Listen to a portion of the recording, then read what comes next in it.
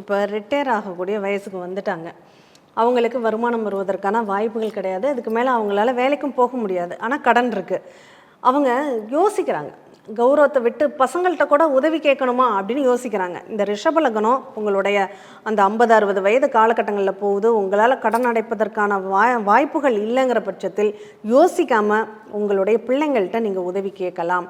உங்கள் பிள்ளைங்க தான் உங்கள் கடனை அடைப்பதற்கு வழிகாட்டியாக இருப்பாங்க. கண்டிப்பாக நீங்கள் சேர்த்து வச்ச நல்லதோ கெட்டதோ அவங்க அனுபவிக்கிறாங்க. அவங்கக்கிட்டேருந்து எடுத்துக்கிறதுல ஒரு தப்பும் இல்லை. இது ஆனால் பெருசாகி இன்னும் மோசமானால் உங்கள் நிலைமையும் மோசம், அவங்க நிலைமையும் இன்னும் மோசம். அதை முன்கூட்டியே சரி பண்ணும்போது பின்னாடி வரக்கூடிய பிரச்சனைகளை பெருசாக நீங்கள் தவிர்க்க முடியும். கண்டிப்பாக, நிச்சயமாக. ஏன்னா ரிஷபராசிக்காரங்க புரிஞ்சு நடந்துக்கோங்க. உறவுகள்கிட்டையும் நட்புக்கிட்டையும் கடன் வாங்கி நீங்கள் செலவு பண்ணணும்னு நினைக்காதீங்க. உங்கள் கைக்குள்ளே என்ன இருக்கோ அதை வச்சு செலவு பண்ணணும்னு நினைங்க. வருமானத்தை உங்களுக்கு ஆசைப்பட்ட வழிகள் எல்லாம் வருமானங்கள் வரும் அப்படிங்கிற ஒரு அமைப்பும் இருக்கிறதுனால அதையும் அதிகப்படுத்திக்கோங்க. கடன் வாங்கி உங்களுடைய தேவைகளை நல்லாவே பூர்த்தி பண்ணிக்கோங்க. அது இன்வெஸ்ட்மெண்ட்டாக இருக்கக்கூடிய கடனாக மாறட்டும்.